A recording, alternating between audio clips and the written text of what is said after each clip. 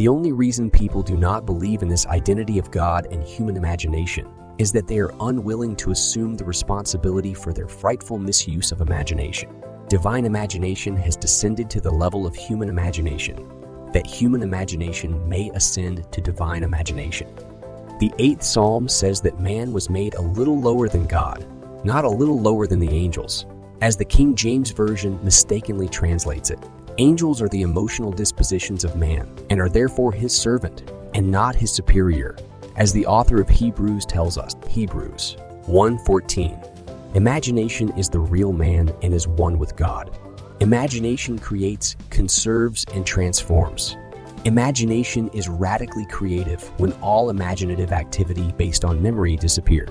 Imagination is conservative when its imaginal activity is fed with images supplied mainly by memory. Imagination is transformative when it varies a theme already in being, when it mentally alters a fact of life, when it leaves the fact out of the remembered experience or puts something in its place if it upsets the harmony it desired. Through the use of her imagination, this talented young artist has made her dream a reality.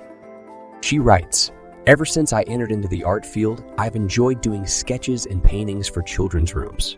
However, I have been discouraged by advisors and friends who were far more experienced in the field than I.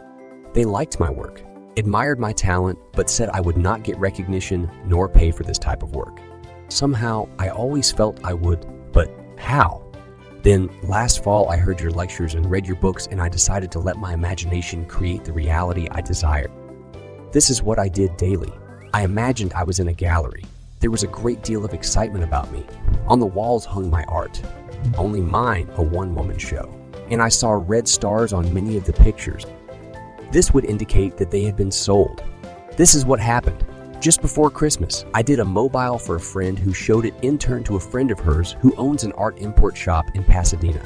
He expressed a desire to meet me, so I took a few samples of my work along. When he looked at the very first painting, he said he would like to give me a one-woman show in the spring. The night of the opening, April 17, an interior decorator came and liked and commissioned me to do a collage for a little boy's room, which will appear in the September issue of Good Housekeeping for the 1961 House of the Year. Later, during the showing, another decorator came and admired my work so much, he asked if he might arrange for me to meet the right interior decorators and the right owners of galleries who would buy and display my work properly. Incidentally, the show was a financial success for the owner of the gallery, as well as for me. The interesting thing about this is that seemingly these 3 men came to me out of the blue. Certainly, I made no effort during the time of my imagining to contact anyone, but now I'm getting recognition and have a market for my work. And now I know without a shadow of doubt that there is no. When you seriously apply this principle that imagining creates reality,